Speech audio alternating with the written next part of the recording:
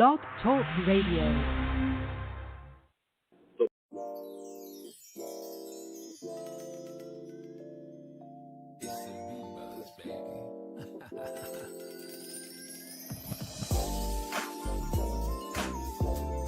Hey, this is Amy sending love from California to King Eric Productions.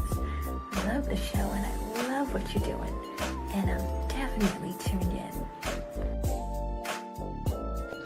This is Jenny Superfly Snooker, aka your favorite snow bunny, and I'm tuned in live with King Eric Productions and Off the Cuff Radio. Hi, my name's Jeanette. I'm in the UK and I check out King Eric Productions. Keep doing what you're doing, baby. Hey, this is Jenny, aka Blue Lotus Flower, and I am now watching King Eric Productions. Hi, I'm CEO Sarah Coleman from Youthful Secret by Sarah, and I'm tuned in live with King Eric Productions and Off the Cuff Radio live, the best hip-hop channel on YouTube. Much love from the West Coast. Hey, what's up? It's your girl Vero G, and you're tuned into Off the Cuff Radio live stream with your girl Vero G, and I'm so excited to be on the show, and much love to y'all. Y'all already know. Hey, it's your tatty goddess taking some time out to show my angel, King Eric Productions, some juicy love. Hey everybody, it's Tiffany Nicole, and I just want to give a huge shout out and congratulations to King Eric Productions for making 600 episodes. I love what you do. You're literally making the stars align. So keep going. You know you have 110,000% of my support and everything that you do. What up? It's McFad. Shout out to King Eric and King Eric Productions. That's my folks. Keep up the good work. You know what it is. McFad was here.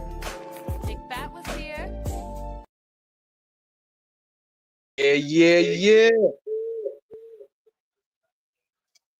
Live and direct in this piece, King Eric, the media assassin. What's going on with our world? Hope everything is all right with y'all on this lovely Sunday. And what are some of the reasons why you decided to go live tonight? Well, it's too much going on in the world, man. And it's only right for me to tackle a lot of this stuff, man. Because, see, let me tell y'all this, man. It's a lot in what I do.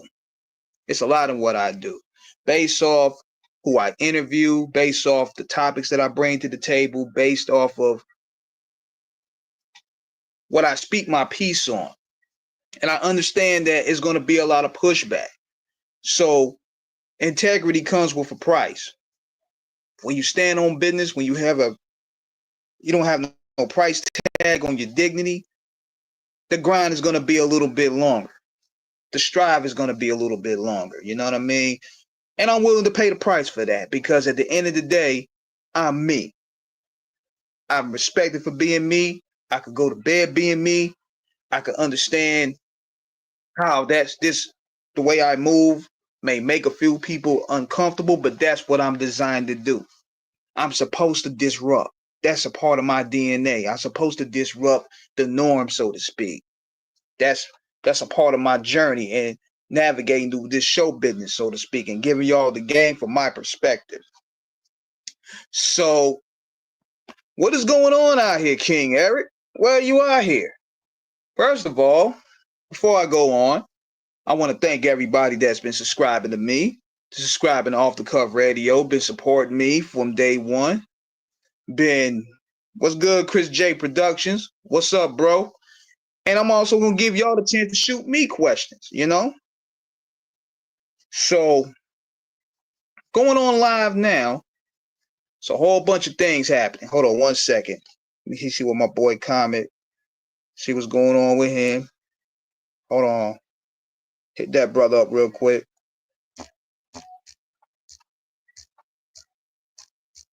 Hold on 1 second. Might bring him on live. Shoot, I'm in that type of mood.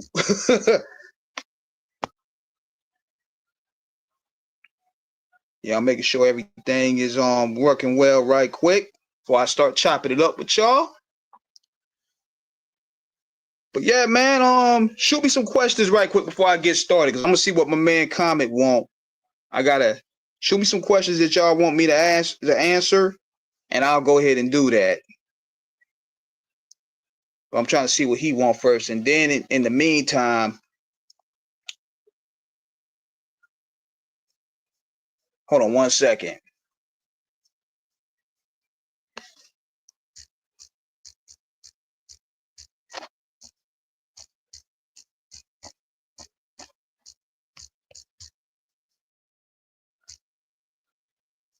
Hold on a second. God dang.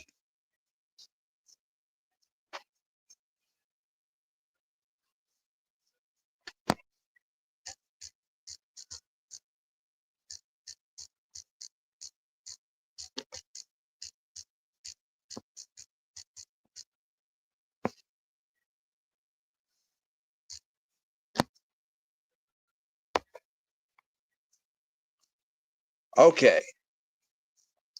What happened to Lil Wayne? I'm gonna answer that question. Lil Wayne fell off according to what a lot of the people are saying in regards of his latest album, the Carter 6.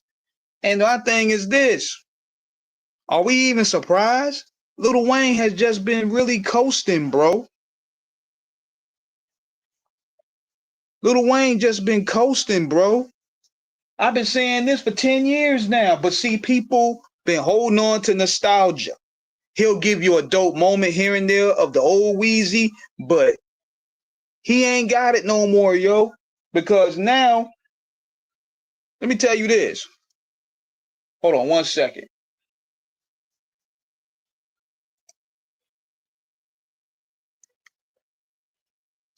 Hold on one second, y'all.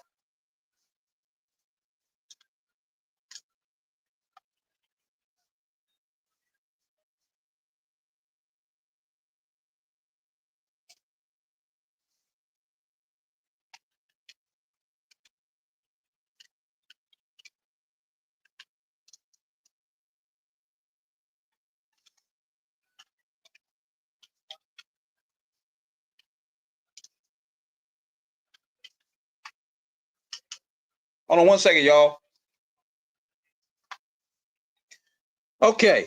But yeah, man, going back to what I was saying about Wayne, he ain't had a hot project in almost 10 years, really, man. Like, I'm talking about Sorry for the Wait 2. Sorry for the Wait 2 was probably his last real good project, because at that time he was hungrier because he had a point to prove and getting off of Cash Money. But since then, he just don't have the work ethic to really build his brand around himself. He hasn't really see which people don't understand. I explained this the other day. When you have a machine behind you, they do all that legwork for you. They'll go ahead and go to the meetings for you. They'll handle the production costs. They'll have you access to the studios. They'll get you the A-list guests, the best producers. The only thing the nigga had to do was just get high and rap. And that's what's been the protocol for the past 20 years when he was on Cash Money. So notice this. Since he been off Cash Money, the machine ain't there. Now, the machine is still there based off, what's the name? Republic. But without Baby, he ain't been right in terms of draw power. His draw power has been real low. I mean, he's doing like smaller venues and stuff like that. But with Baby, the nigga was selling out arenas. But see, you got to do that legwork yourself. And a lot of artists aren't built for that, you know?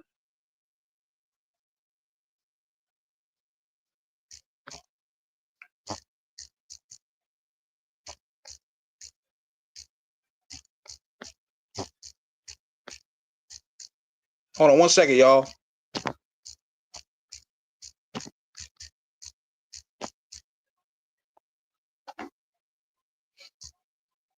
Hold on one second. Damn. Okay, there we go. But yeah, man, what happened is when you don't have that machine behind you, it's going to make you look like the average Joe, man. I mean, it happened to 50 Cent, too, and I'm going to get on him in a little bit. When 50 had Interscope behind him, the Aftermath, the Shady, all that behind him, he looked like a next level superstar in a way. That machine can make your album releases look like rollouts. Your rollouts is gonna be blockbuster. You know what I mean? Because you had Dr. Dre, Eminem, and Jimmy Iovine fronting the bill. Only thing 50 had to do was just write the song.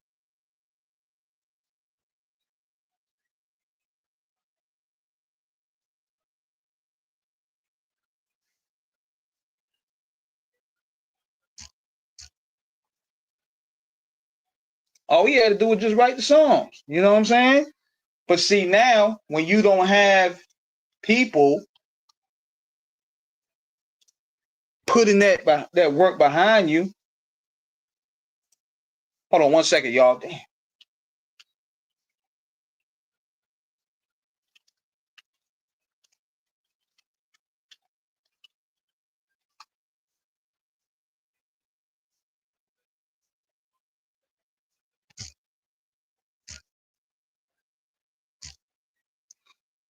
Yeah, so when Interscope left, 50's stock kind of got lost. Now he's still a big name based off of what he's contributing and what we remember of him, but musically, 1 second, y'all.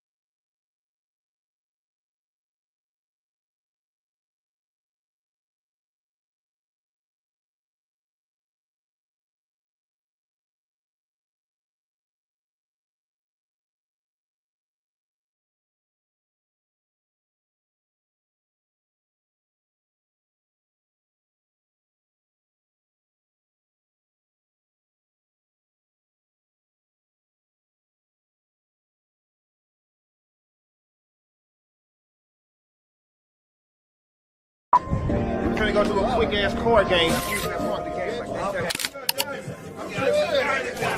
You done fucked up. You done fucked up, you cocksucker. You done fucked up. Yeah.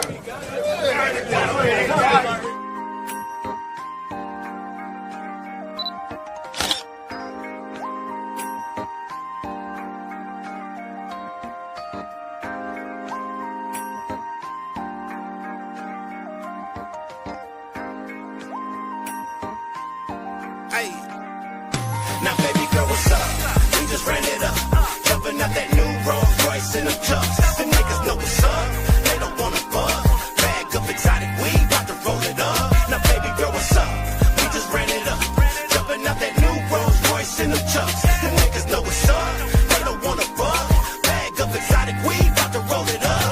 I smoke exotic weed, talk to exotic girls. These are exotic sneaks in this exotic world. Flip me an exotic beans, that's my exotic pearl. Let the hustlers in, it's a hustler's world. I've been touching the M, started like Conrad and Earl. Story, I beat the struggle by serving that Conrad and Earl. Ran up a bag, spend the money on my kids and my girl. Call me a jag with a rag, now I'm running the world. They wanna be like me, but they wanna see me fall. My life is a young thug nigga with a dream to ball. Fuck them all until my casket drop. It's 40 Glock with no master lock. With your flash, you don't pass it. Now baby girl, what's up?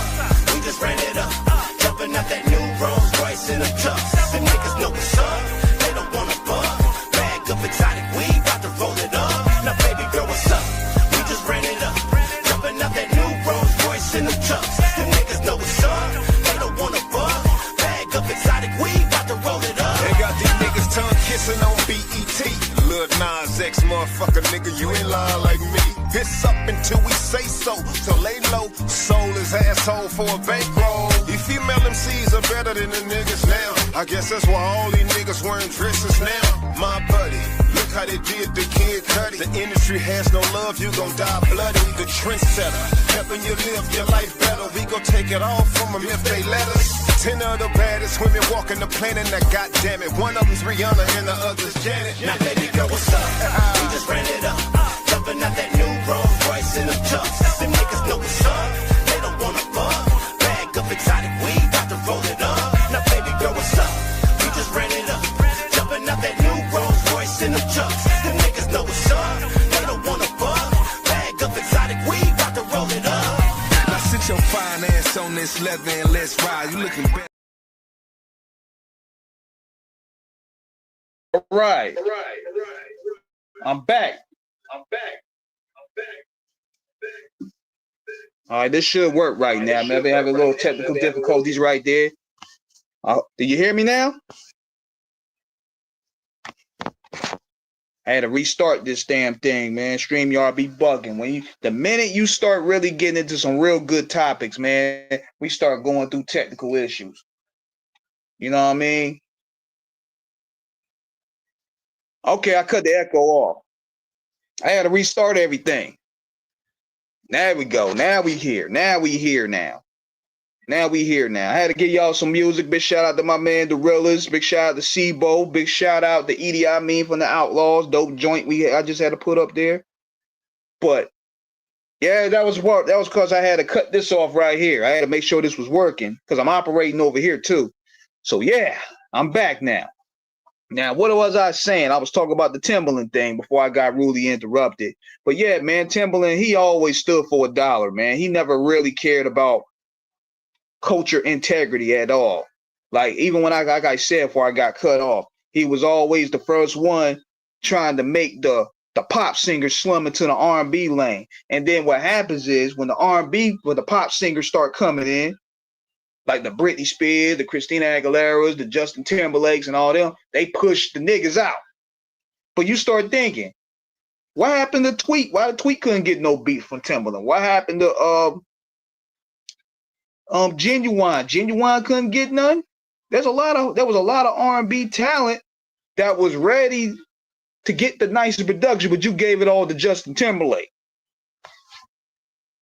So that told me right there, he ushered a part of that situation.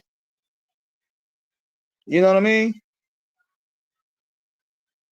I hear you. I hear you. When I clicked on the video, there was no sound. when I came on to it. I saw the realest now I can hear. Yeah, I had a technical difficulty issue. I had to restart everything because I was on the phone. I had to take care of something. So I think it threw something off, but now I'm good now.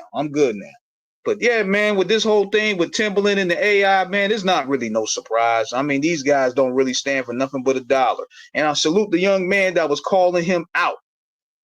Like, it's gonna start calling these niggas out for what they doing, man, because everybody want to kiss ass. This is a kiss ass game. People want to sit here and just be next to the man just so they could get something out of him. That's how guys like Diddy was able to get away with things with he was supposed to been doing. That's how they get away with a lot of this stuff. Cause nobody wants to call this out, man, and because they're scared to be seen as either a hater or they're not gonna get no reciprocation or no compensation for it. I don't care about none of that. These niggas ain't my friends. And if you really meet a lot of these guys, you will see why I have that type of mentality. You know? Yeah, Timbo was getting on that white people's music and moved away from black singers. Big facts. Big facts. I'm surprised nobody ain't really call him out on that. Because he ushered him around with Pharrell, ushered that whole wave. You know? He ushered that whole wave of the blue-eyed soul movement that was happening, so to speak. Him and Pharrell was responsible for that. So that made it harder for the guys like the Tanks and the Tyrese's, all of them to come in. I mean, they did decent on their own, but production and who's behind the boards is what always move R&B sounds. It was what makes it evolve. And when you have the Mickey Mouse Club getting all that, what's left for the black art? What's left for the black artists? Timbo, I think Genuine's contract was up with Timbo. Probably so, but it's still no beef involved. I mean, he should have went ahead and still got a few tracks in there. Maybe the record company made him shift gears. Timbo's always been about a bag, though, man. So these guys, at the end of the day, let me tell y'all this about that. And then goes to your point right here. These guys aren't really self-made as you want to believe. Everybody answers to a boss. Everybody has a boss at the end of the day. And these guys are no exception. They just know how to sell the perception of being independent and getting all this money. That's how a lot of people be worshiping these niggas and what they stand on. But in reality, as Fat Joe and Jadakiss said, they check the check. You know? They both check the check. Everybody's checked the check, technically. Everybody has checked the check. And that was the most honest thing that I heard from a rapper in years. Everybody want to keep up with the facade of being a baller or being a boss, and nobody wants to look inferior or vulnerable in a way. But in reality, everybody's vulnerable. And, you know, I salute Fat Joe and Jadakiss for really acknowledging that.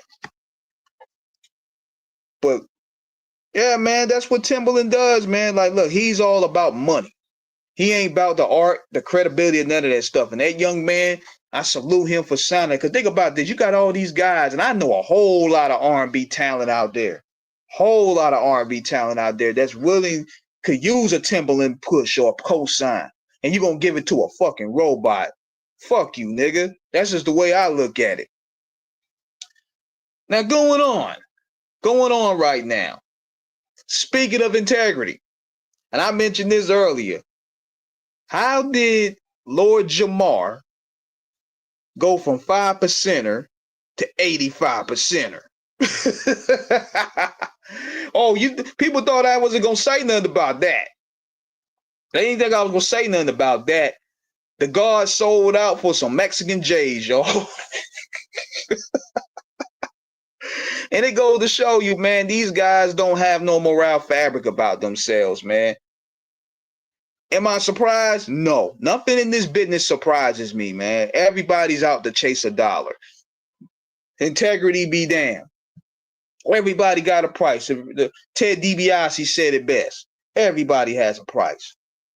And see, what makes him look bad, along with Tariq Nasheed look bad, is these two were the main ones on the anti-Vlad campaign. Both of these niggas was pushing that anti-Vlad boycott. And I knew when I seen Tariq up there, I was like, oh man, he done folded. So, and no disrespect to the FBA thing, man, because I'm FBA, but come on, we got to check our own. So, we supposed to accept Vlad as FBA now? Like, this is what we doing? We don't want Fat Joe to accept parts of being, we don't want the Puerto Ricans to accept, you know, claiming responsibility, but we gonna give Vlad a pass? This is what we doing? Like, come on, man. Like, we want to exempt Puerto Rican contribution, but we rather let him in? Like, come on. We want to sit there and exempt Puerto Rican contribution to hip-hop culture, but yet we let this guy in? Are you serious? And I was trying to look at how Jamar was going to justify it. And they at first they want to say, well, he apologized to Farrakhan. Let's move on. No. There's always a strategy behind this. He apologized to Farrakhan because he wants to he wants to rebuild those bridges. He got to bring them old guests back. It's only so many times you can interview Whack 100 or BG Knockout or Tony Yayo, or it's only so many times you can interview Boosie, or how many times you can interview Michael Jai White. So what he has to do, he figured, hey, I gotta throw this water under the bridge, apologize to Farrakhan, and now I can find a way to get my numbers back up, because his numbers been down all year. Everybody's numbers have been down. The content movement has pretty much been compromised to a high regard. The content game is very compromised in a way. Like, nobody's really seeing the numbers like that. Including Vlad feels so he feeling his pockets. Yeah, man. And you notice this. You notice this too. He put his elbow on Lord Jamar. He was, and you know, they had that whole pose. That's like a Suge Knight pose. Suge Knight be doing that. He was like, yeah, that's my guy right there. That's my nigga right there. I own him. I bought him. Notice that with the posture. He put his elbow on his head, and Lord Jamar was wearing Vlad's apparel on his shorts. Like, really? You really sold out. That nigga, he's Richard Pryor from the Toy Status now. I don't care if anybody get mad or whatever. See, everybody want to sit here and play along and get along just so they could keep a relationship in. But it just goes to show that he don't have no belief in himself. Because think about it, dog. You got connections to all these guys in the industry. You don't need fucking Vlad. What you need Vlad for? You got connections to a lot of these guys. You could get some of these niggas in within a phone call. If I had the connections you had, nigga, I would have been blew the Godcast up. But he ain't had no belief in himself, man. And plus, he was made to look like a fool debating against what's the guy name for about the flat Earth debate. He was made to look like a jackass up there. So he had to pretty much swallow his pride, kiss the ring. The Godcast was struggling. It didn't have to struggle. But see, for what I see, Jamar seems to be very complicated to work with. I mean, he already fell out with Rod Digger for some real reason. He don't work with Godfrey anymore. So a part of that is his doing. A lot of these guys are just complicated to work with, man. Let's see, people want to sit here and play victim because we like them. But as I got involved with this shit, a lot of these guys are exactly where they at because they deserve it. And they want to blame the white man. They want to blame Lior. They want to blame all these people. But yet they put themselves in this. Jamar just seemed like a complicated guy to deal with. Just by his opinions, just by the way he carries himself, he just seems like a very complicated individual. And him kissing Vlad ring, it was a disappointment. But at the same time, it's not surprising. None of what these guys do is surprising anymore. What up, DS? What's good? You was right what you said about Wayne. Not everybody ready to do it for themselves. Some guys need a handheld. It's not really about needing a handheld. It's not only that. It's also they don't have the work ethic like that to really go to them boardrooms every day and talk business. You know what I mean? they don't really have that work ethic. Like Wayne, his strong suits is just working, getting high. Get high, rap. Get high, rap. Get high, rap, tour. He ain't gonna go over there and talk budgets. He ain't gonna go over there and talk spreadsheets. He's not gonna go over there and talk distribution. That's not him. He's an artist. And that's a tough transition to make.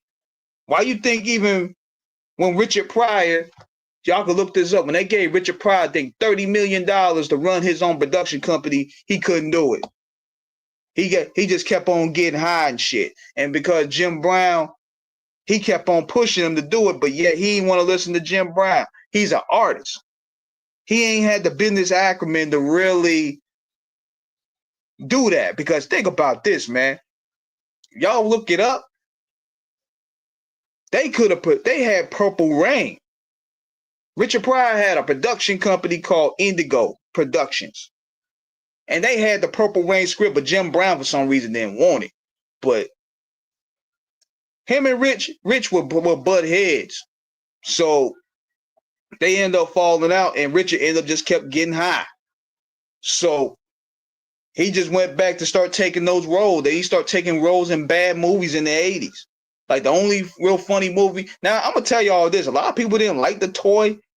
If you really look at it now, that shit couldn't come out back now. But back then, I thought it was funny as a kid. But looking at it now, that's how Lord Jamar and Vlad look.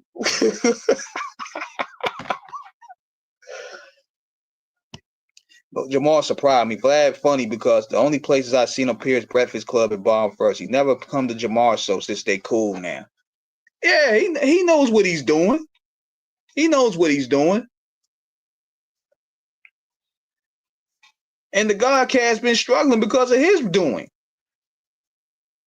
And plus, Digger ain't there no more for some reason. You had Goff, you had a real good team. You was bringing legends on there. It started off good, but then you start talking that weird shit. Then you started endorsing Trump and all that. And that's why, like, all right, nigga, you going too far into that lane now. Then the stuff you was saying about Eminem and stuff, I'm like, come on, dude. Cut it out, man. Cut the shenanigans out. But he went right back home to Vlad. All it took was some Mexican J's. Because you can't say no peace God no more. They done took that from him.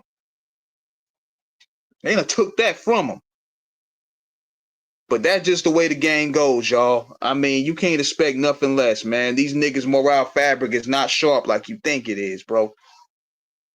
Because you would think, man, look, I could get half of these niggas within a call away, man. I would have been blew this up. But these guys don't believe in themselves, man. When you say you God, but you ain't carry yourself like a God. You know what I'm saying? But yeah, here's another thing that's been going on in the news today, man. So I'm seeing this thing with 50 Cent and his baby mom. I think his baby mom is Daphne Joy or something like that.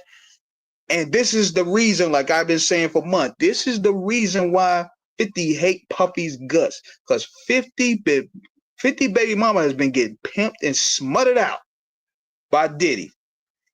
Now, people want to sit there and bring up the Mace thing. They want to bring up old stuff that happened back in the 2000s and stuff like that. But the minute Diddy took that nigga's piece, and this is the piece that they put on, they pedestalized. You see that little cheesy picture that he had together that's going viral right now when they at the beach or whatever. That nigga was in love. He was in love with that slore. And he was sitting there cheesing, all dentures showing. Everybody was like, oh man, he may have found love. This may calm him down. Funny thing is, he was calling Nas a sucker for love, but look what he doing. Then I remember he tried to bully ASAP Rocky because ASAP Rocky left a comment on a page and ASAP won't stand up for that shit. Like, man, look, you need to check your fabric, go ahead. I'm just trying to compliment her. See, the stands want to bring up the old stuff, man, but this is where it escalated. Because even when you look at the situation he had with Mace, and he was dropping disses on Puffy, then they still did work together. 50 still did work. Diddy was on the I Get Money remix. Diddy also congratulated 50 for doing an MTV show. So they were still coral. But somewhere down the line, it just stopped. Now I'm thinking probably Diddy clicked up with Ross. That probably played a role in it. But it was nothing serious to where he just want this nigga dead. You know what I'm saying? It was strictly on some hip hop shit in a way. Now, since then, since this whole thing been revealed with his baby mama, this shit done got real personal. Where you trying to implement the nigga on a murder? It goes from calling somebody gay. You know, calling somebody gay ain't gonna really move nothing, because you know Puff been probably hearing that his whole life. But now you implementing him on murder now, like with the pop thing. Now it's gotten serious. Now you calling Donald Trump to not pardon him? That's some real hatred right there. And that's what it stems from. Brother Love done pimped out his exotic piece and he mad. The one that he pedestalized. That's why he's angry. And I mean, you know, and the thought of that nasty nigga pimping out your pieces, that does something with me. Shit, I'm not even with her. So all that PIMP talk, that's gone. That's gone, brother.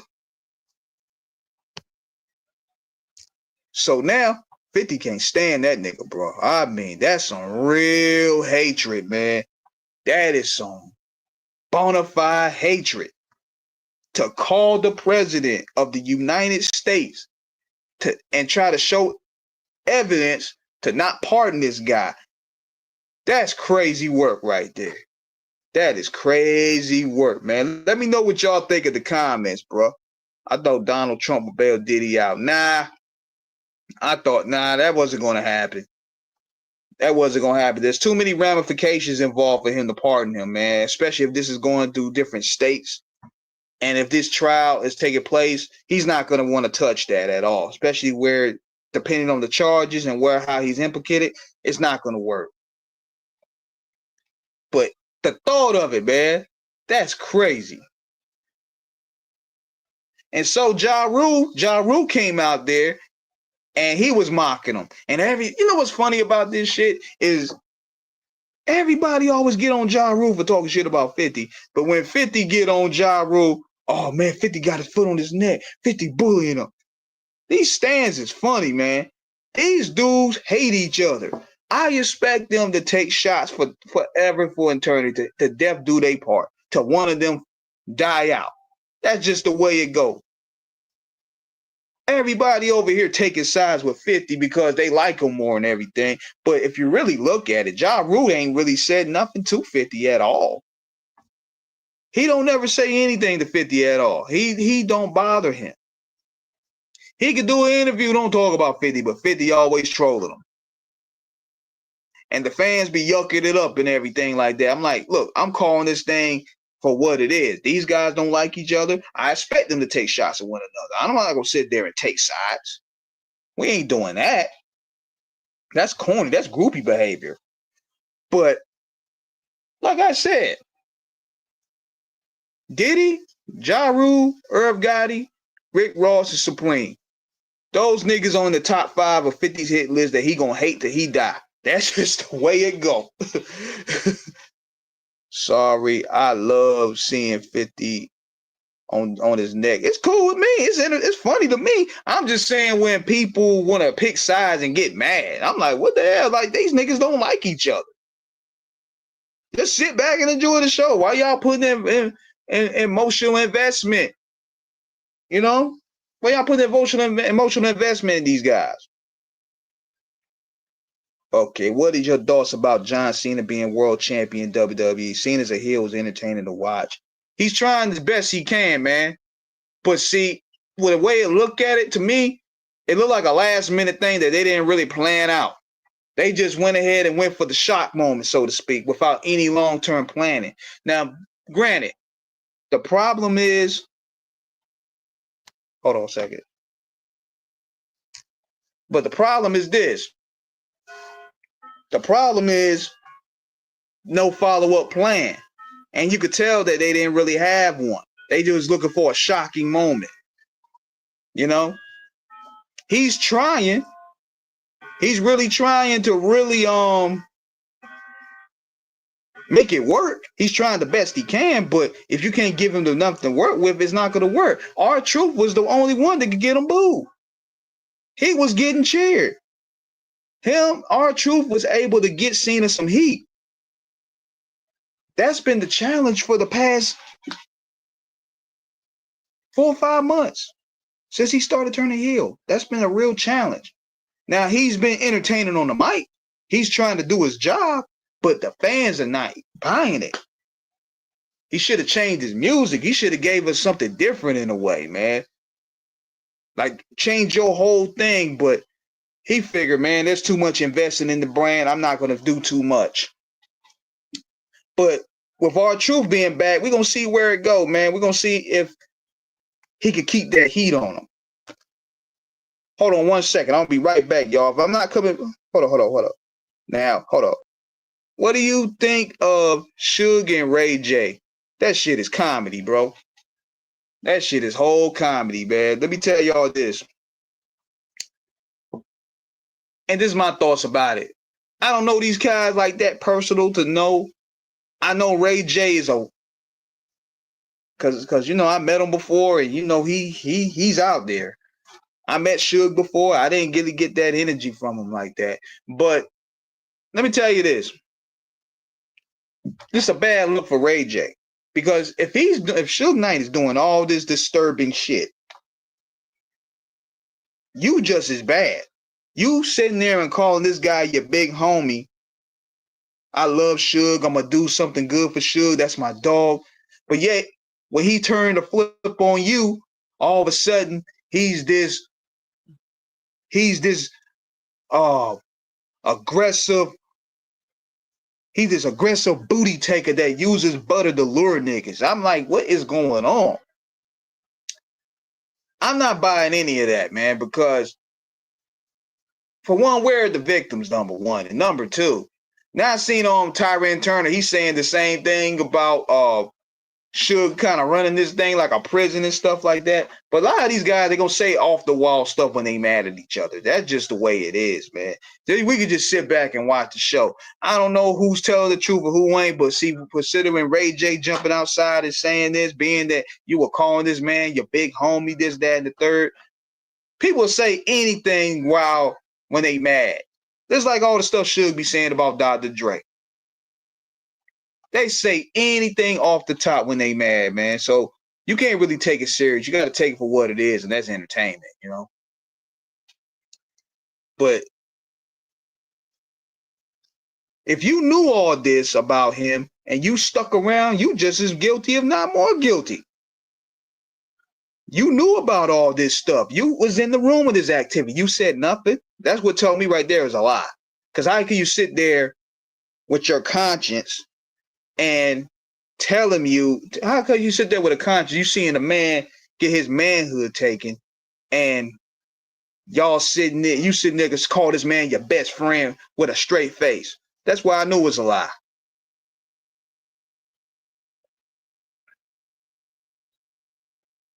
Little man Drake Tiger back in 2002. They was my childhood. And he also had cash money. He also had the cash money stamp behind it too. But see now, now the new Young Money ain't worth moving the needle, bro. He gonna say he had booty going. Them niggas is weird, man. But yeah, hold on. I gotta answer this call right quick. I'll be right back. If not, I'm just gonna save this and